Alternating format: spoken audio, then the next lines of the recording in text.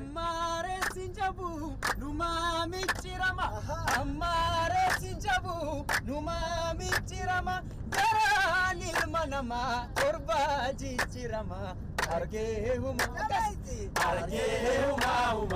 Argehuma Ega aworitate jalaltinama Rabbi malenasi jichirama jaba Argehuma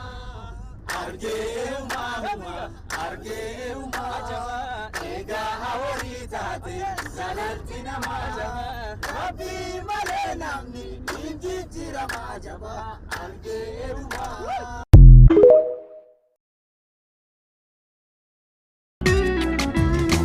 Guyya gare garnu baase nafi jaalalle toote dachina golgoloite guyya deeminsa seete noofirra gattayeeti bu'ee imimmaan ganna qeeti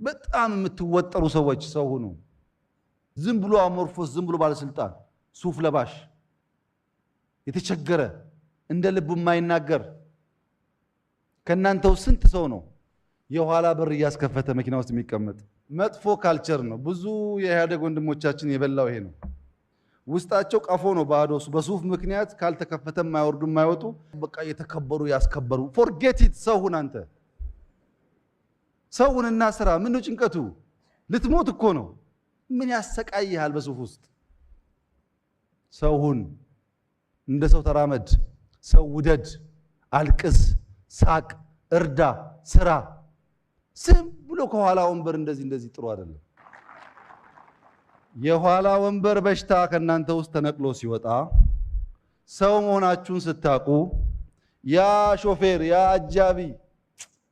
አጃቢ አንድ ቀን ከሞት ሲያድንህ ሰው እንደሆነ ይገባሃል ሰው ሁን በጣም የምትወጠሩ ሰዎች ሰው ሁኑ ደሞ የሚያስወጥር ስራ ሰርታችሁ ቢሆን ባልከፋ እኮ ሰው ሁኑ እውነቴን ነው በጣም ከሚያሳዝኑኝ ሰዎች በኋላ ወንበር የሚመጡ ሰዎች ናቸው አትሰቃይ ሰው ሁን አንተ ተሰቃይተ ቤተሰብን አሰቃይተ በኋላ እኮ ችግር ነው ስታስከፍት ያየ ልጅ ምን እንደሚያምረው አስብ አዳዲሶች መከራ እንዳትበሉ ባካችሁ በር አታስከፍቱ ከፍታችሁ ግቡ የቢላል ጉዳይ ቢነሳ ማንም እስላም የመጀመሪያውን አዛን ካነሳ ኢትዮጵያን ማንሳት ግዴታ ነው ሰላቱል ጋብ ከተነሳ የመጀመሪያ ሰላቱል ጋብ የተደረገው ተነጃሺ ነው የግድ ነው አረብም ቢሆን ሀብታምም ቢሆን ካነሳው እኛም ማንሳት ግዴታ ነው ሊካድ የሚችል ነገር አይደለም አይመንም ብትሆን የተመሰከረላት እናት መሆኗ ሁሉን ነገር ተቀብለን መቼም እዛ ጋር ስንደርስ አንቀበልም ማለት አንችልም ስለዚህ የሙስሊም ዋና ሀገር ነው የሚሉ ሰዎችም ቢሆኑ የኛ እናቶች የነሱን አባቶች እናት ሆኖ ማሳደጋቸው መካድ አይችሉም ይሄ ታሪካችን ነው እውነት ነው ቅድም ብላችኋል አወሉል ሂጅረተን የሚባለው ከመዲና በፊት የተደረገው ወደኛ ነው ይሄም መካድ አይቻልም እነዚህ ሁሉ ግን ለኢትዮጵያ ሙስሊም የኩራት የክብር ከሌሎች ሙስሊሞች የመገናኛ ድልድይ መሆን አልቻሉም ብዙ ታሪክ እያለ ቱሪዝም ላይ ብዙ ነገር መስራት ስንችል እንደዛ አልተጠቀምንበትም ለምን በውስጣችን በነበረው ነገርየውን በትክክል አለመገንዘብ ጥቅሙን አለመገንዘብ አሁን እኮ አንዳንድ ሀገር ሼክ ሀጂ እንዳሉት እኔ የመጣሁት ከነጃሽ ሀገር ነው ማለት ብቻ ብዙ በር ይከፍታል ብዙ በር ይሄን ባለማወቅ ብዙ ነገር እናጣለን እኛ ይሄን ነገር የምንቀይርበት አሁን ማዕከሉ ሲሰራ ብዙ ታሪክ ይወጣል ብዬ ተስፋ አደርጋለሁ መንግስትም ሙስሊሙም ሌላውም እምነት የሚከተል ሰው የኢትዮጵያ ኩራት ስለሆነ እንዴት እንጠቀምበት ለምሳሌ ኢየሩሳሌም ላይ ኦርቶዶክስ ገዳማት የቸርች የተወሰነ ፓርት አላት ቫቲካን ላይ ካቶሊኮች የኢትዮጵያ ቸርች የኢትዮጵያ ኮሌጅ አላቸው። በሳውዲም እንደምታውቁት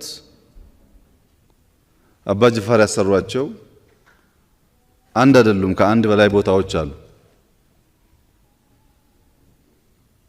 በሁሉም ነገር ቢመጣ ኢትዮጵያ ሊያኮራ የሚችል ታሪክ ያላት ሀገር ናት። እነዚያን ታሪኮች መዞ ማውጣትና መጠቀም ለሙስሊም ብቻ ሳይሆን ለሁላችን። ለምሳሌ ዩኤኢ አሁን ብዙ ክርስቲያን ነው ያለው ሰራተኛ። እስላም ብቻ አይደለም የሚሄደው፣ ክርስቲያን ሆኖ የሚሄድ ሰው አለ። ከነጃሽ ሀገር ነው የመጣሁት ብላ መናገር ብታቂያቺ ክርስቲያን ልጅ ለስራ በጣም አያምሩም? አይ ያምራሉ። አገባ አንተ? እኔ አላገባም። ተገባ ጥራኝ። አንሳቸው? አይ አላነሳውም።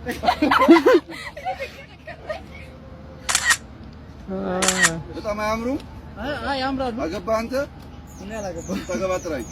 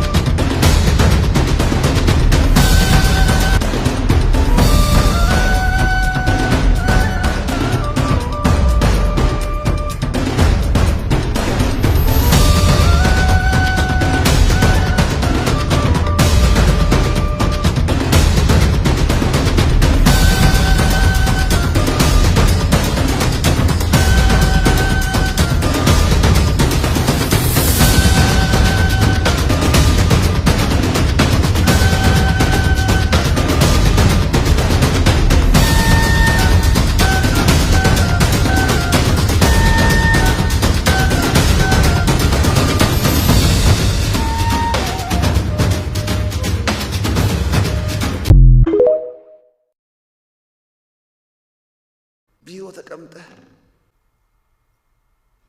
ኮብራህን ሰው እየነዳልህ አንተ ከኋላ በር እያስከፈትክ አዲስ አበባ መቀየር አትችልም። ፒክአፕ እየነዳ ነው የምትቀይረው አዲስ አበባ። የሚያለቅስ ህዝብ እየመራህ የተንደላቀቀ ነገር እያሰብክና በስብሰባ ማዕት ታጅበህ እንደዛ አይሆንም። አሳዩ ክፍለ ከተማ ገብታችሁ አሁን ከዛ በኋላ ነው አሁን የምትሉትን ነገር መልሰን ማየት የምንጀምረው። ማዕድ ማጋራት በእያንዳንዱ ክፍለ ከተማ ያሉ ሆቴሎች፣ ያሉ ምግብ ቤቶች፣ ሻይ ቤቶች ከተረፋቸው ነገር ፕሮፐርሊ ቢያካፍሉ ስንት ሰው በልቶ እንደሚያድር መገመት አትችሉ።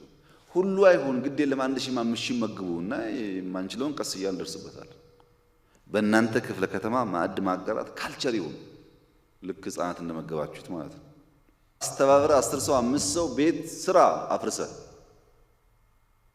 እነሱ አሮጊቶች ዝም ብሎ የሚተኙ እንዳይመስል ማታ ማታ ዝናብ ሲቀርላቸው ስምህን ልጆችህን ምናምንን እየጠሩ እየባረኩ ያድራሉ። እሱን ሳታደርግ ስለ ሃይዌይ ብናወራ ስለ ምናምን ብናወራ ምን ዋጋ አለው? የድሃ ቤት አፍርስና ስራ። በጀቱ አይበቃም።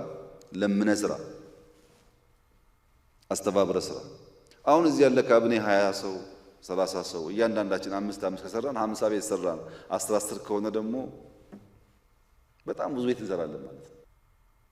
እንደዚህ እያደረግን ሰውን ወደ ስራ እያስገባን እየለመነ የችግረኞችን ነገር ይፈታ ከሆነ ያ ሲሰበሰብ የአዲስ አበባ ችግር የተፈታ ይሄዳል።